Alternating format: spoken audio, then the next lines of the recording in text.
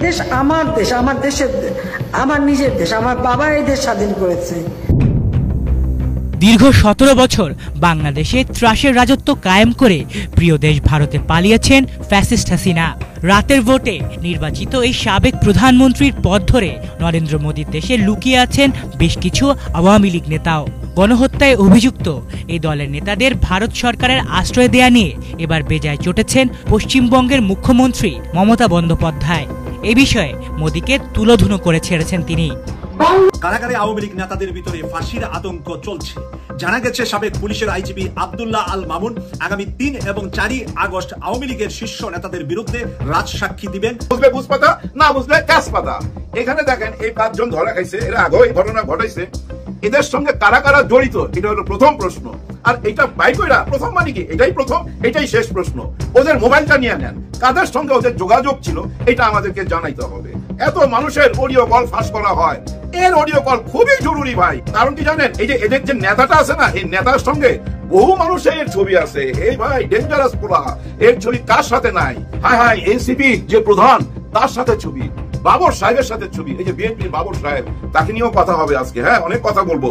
গতকালকে যে ঘটনাটা গুলশানে ঘটেছে, চাঁদা তুলতে গিয়ে বৈষম্য বিরোধী আন্দোলনের একজন নেতা, যিনি একাধারে গণতান্ত্রিক ছাত্র সংসদের একজন সদস্য এবং বাংলাদেশের প্রাইভেট ইউনিভার্সিটি যতগুলো আছে সেগুলোর উনি আহ্বায়ক। বিএনপির সাবেক নেতা, আই রিপিট দিস টার্ম, বিএনপির সাবেক নেতা লুৎফুজ্জামান বাবরের এবং বিএনপির, যখন লুৎফুজ্জামান বাবর বিএনপির নেতা ছিলেন তখনকার, ভালোভাবে খেয়াল করুন দর্শক, বর্তমান ভারতপন্থী বিএনপি লুৎফুজ্জামান বাবরকে স্বীকার করে না। বর্তমান ভারতপন্থী বিএনপির কোন পোস্ট পজিশনে লুৎফুজ্জামান বাবর নেই, তিনি বহিষ্কৃত। আল্লাহ তাকে জেল থেকে মুক্ত করেছেন। ভারতে আর থাকতে পারছে না আওয়ামী লীগের এমপি মন্ত্রীরা এবং শেখ হাসিনা। এবার নরেন্দ্র মোদীর উপরে রীতিমতো ক্ষেপে গেলেন মমতা। ভারতে কেন আশ্রয় দেওয়া হলো, ভারত থেকে কেন তাদেরকে তাড়িয়ে দেওয়া হচ্ছে না, আর কবে তাড়িয়ে দিবে সেটা নরেন্দ্র মোদীর স্পষ্ট করতে হবে, এমনইভাবে মন্তব্য করেছেন মমতা। বাংলাদেশে এখন সবচেয়ে বড় চাঁদাবাজ হচ্ছে বৈষম্য বিরোধী ছাত্র নেতারা। জায়গায় জায়গায় চাঁদাবাজি করছে, জায়গায় জায়গায় মানুষকে হেনস্থা করছে। এত পাওয়ার কিভাবে তারা পাচ্ছে, কোন জায়গা থেকে পাচ্ছে? এই পর্যন্ত বৈষম্য বিরোধী 14 জন ছাত্র নেতা গ্রেপ্তার হয়েছে শুধু চাঁদাবাজির জন্য। বাংলাদেশের শীর্ষে রয়েছে বৈষম্য বিরোধী ছাত্র নেতারা। গুলশানের সেই চাঁদাবাজি ছাত্র নেতা রিয়ার আসলে সে কোন দলের? ওবায়দুল কাদেরের ভাইয়ের ডান হাত ছিল। যারা এখন ছাত্র নেতা বলছে তারাই ছিল আওয়ামী লীগের ডাইন হাত। আর এখন সেই স্বৈরাচারী শেখ হাসিনা পালিয়ে যাওয়ার পর সমস্ত আওয়ামী লীগের ক্যাডারগুলা যুক্ত হয়েছে এনসিবির দলে। এখন নাহিদ সাহেব কেন কথা বলছেন না? আপনাদের মুখ কেন বন্ধ হয়ে গেছে? সুপ্রিয় দর্শক শ্রোতা, সবকিছু মিলিয়ে আজকের এই ভিডিওটি অত্যন্ত গুরুত্বপূর্ণ হতে যাচ্ছে। কে কোন জেলা থেকে আজকে আমাদের এই ভিডিওটি দেখছেন অবশ্যই কমেন্টসের মাধ্যমে জানিয়ে দিন। দয়া করে আজকের এই ভিডিওটি আপনার সোশ্যাল মিডিয়াতে শেয়ার করে দিন। চ্যানেলে যদি নতুন হয়ে থাকেন, প্রতিনিয়ত সবার আগে আপডেট নিউজগুলো পেতে আমাদের এই চ্যানেলটি সাবস্ক্রাইব করে রাখুন ও একটি লাইক দিয়ে দেখতে থাকুন সম্পূর্ণ ভিডিওটি। 10 দিন চোরের, একদিন গৃহস্থের। গুলশানে যে এটা ধরা পড়লো না, এই যে সমন্বয়ক 5 জন, এটা কিন্তু প্রথম কেস না। এদের হাত লম্বা হয়ে গেছে। তো এরা গত 10 মাস আমার মনে হয় এই কাজই করে আসছে। 10 দিন চুরি করছে, একদিন ধরা পড়বে। হাত পাইতা ধরা হয়েছে, এটা বোঝাই যায়। খুবই দরকার ছিল, এটা খুবই দরকার ছিল। কিন্তু এরা ধরা পড়ার সঙ্গে সঙ্গে না, আমার খুব হাসি পাইতেছিল চান্দা ভাইকে মনে কইরা। রাকিব হাসান আমার খুব প্রিয় ইউটিউবার, ওনাকে আমি সবসময় দেখি। উনি সময় উপযোগী কন্টেন্ট বানায়। যে টাইমটা চলতে থাকে ওই টাইমটাকে না নিয়ে আসে ওনার লেখনীতে। আর ওই টাইমটা এত সুন্দর ভাবে দেখায়, মানে আপনি দেখতে বাধ্য হবেন। যেমন ওই চান্দা ভাই আর ওই হাঁটাটা ভাই, হায় হায়, ওইটা কি সাদ্দামের হাঁটা ছিল নাকি? হুবহুব নকল করছে তো। আর ওইটা এমন ভাইরাল হয়েছে, পুরো বাংলাদেশ ছাড়াইয়া বুঝছেন বিদেশে পৌঁছায় গেছে। দারুণ হাসছে, খুবই ভালো অভিনেতা, খুবই ভালো, সত্যিই ভালো। মানুষকে শুধু বিনোদন দেয় না ভাই, শিক্ষামূলক কিছু থাকে। দেখবেন যে এন্ডে এমন একটা মেসেজ রাখে যেটা থেকে যদি নিতে পারেন নিবেন, ওই যে বুঝলে বুঝ পাতা, না বুঝলে তেজ পাতা। এখানে দেখেন এই 5 জন ধরা খাইছে, এরা আগেও এই ঘটনা ঘটাইছে। এদের সঙ্গে কারা কারা জড়িত এটা হলো প্রথম প্রশ্ন। আর এটা বাইর কইরা প্রথম মানে কি, এটাই প্রথম, এটাই শেষ প্রশ্ন। ওদের মোবাইলটা নিয়ে নেন, কাদের সঙ্গে ওদের যোগাযোগ ছিল এটা আমাদেরকে জানাইতে হবে। এত মানুষের অডিও কল ফাঁস করা হয়, এর অডিও কল খুবই জরুরি ভাই। কারণ কি জানেন, এই যে এদের যে নেতাটা আছে না, এই নেতার সঙ্গে বহু মানুষের ছবি আছে। এই ভাই ডেঞ্জারাস পোলা, এর ছবি কার সাথে নাই? হায় হায়, এনসিপি যে প্রধান তার সাথে ছবি, বাবর সাহেবের সাথে ছবি। এই যে বিএনপির বাবর সাহেব, তাকে নিয়েও কথা হবে আজকে। হ্যাঁ, অনেক কথা বলবো। আবার স্বরাষ্ট্র উপদেষ্টা জাহাঙ্গীর সাহেব, ওই যে হাসি খুশি মানুষটা, তার সঙ্গে ছবি। সবাই সঙ্গে ছবি তুইলা ওইটাকে পুঁজি কইরা ও এই ব্যবসা চালায় যেতেছে। চান্দা ভাই, হ্যাঁ, ওর একটা ব্যবসা। 10 লক্ষ টাকা অলরেডি নিয়ে নিছে, আরো 40 লক্ষ টাকা নিতে যায় ধরা খাইছে।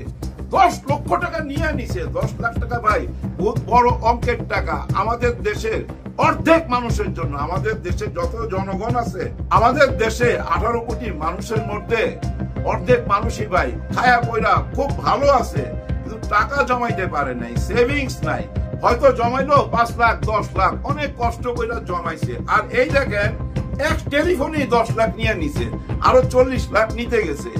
এর আগেও সে কিন্তু এরকম চাঁদাবাজি নিশ্চয়ই করছে। ওর সমস্ত কিছু আমাদেরকে জানাইতে হবে।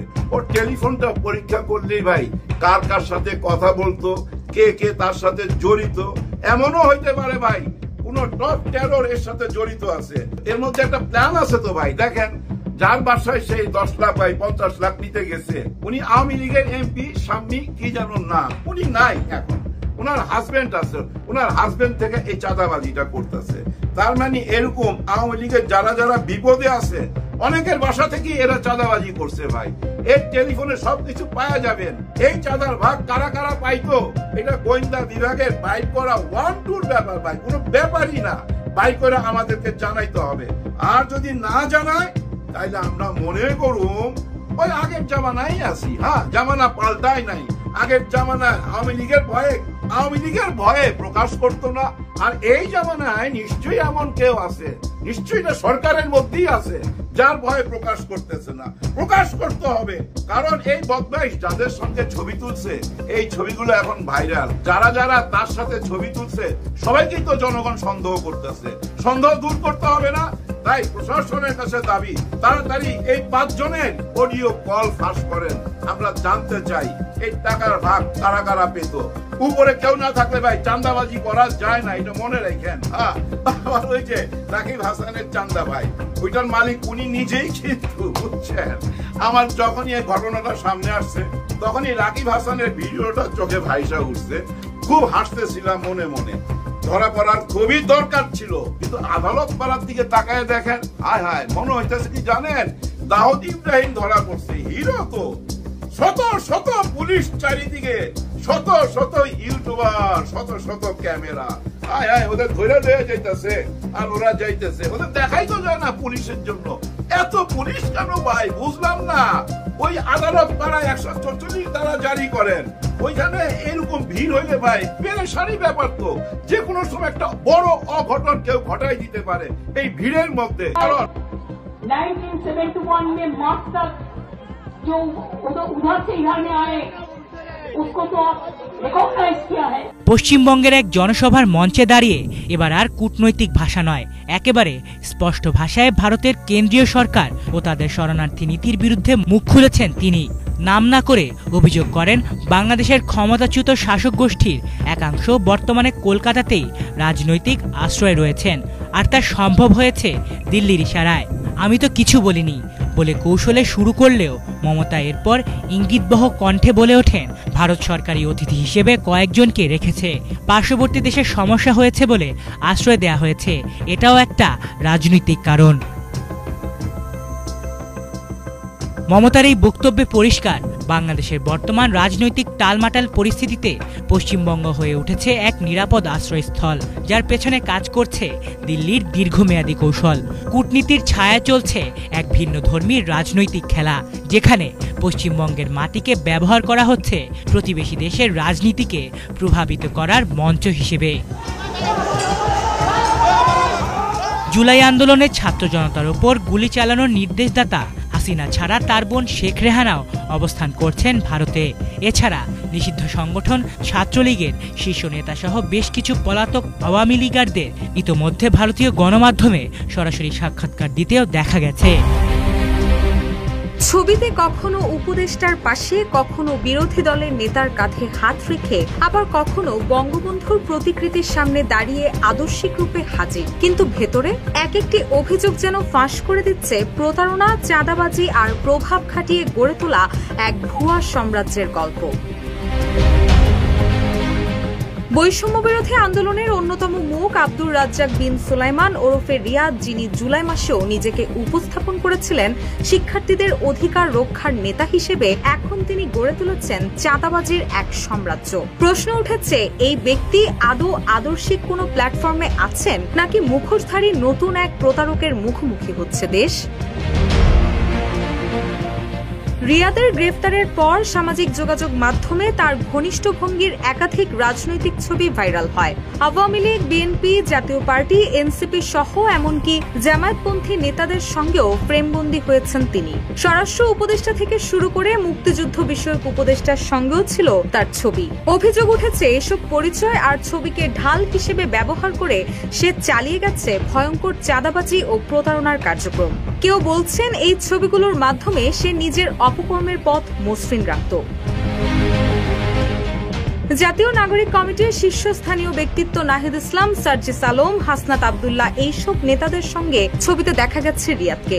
এমনকি সাবেক স্বরাষ্ট্র প্রতিমন্ত্রী লুৎফুজ্জামান বাবর, ব্যারিস্টার আন্দালিব রহমান পার্থ এবং জামায়াত নেতা ডক্টর শফিকুল ইসলাম মাসুদের সঙ্গেও তার ঘনিষ্ঠতা স্পষ্ট ফুটে উঠেছে ছবিতে। এছাড়াও বেশিরভাগ ছবিতেই দেখা যায় নেতারা রিয়াদের কাঁধে হাত রেখে ছবি তুলেছেন। এইভাবে নিজের ঘনিষ্ঠতা প্রমাণ করার চেষ্টা করছিলেন রিয়াদ।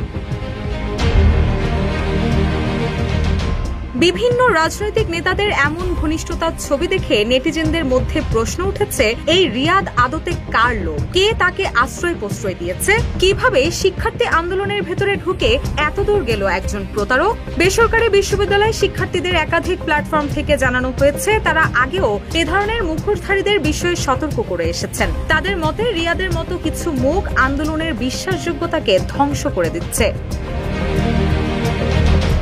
ছাত্র রাজনীতি ও সামাজিক আন্দোলনে জড়িতদের ঘিরে প্রায় প্রশ্ন ওঠে, তারা আদতে আদর্শের জন্য লড়ছে নাকি অন্য কিছুর জন্য? রিয়াদের ঘটনা যেন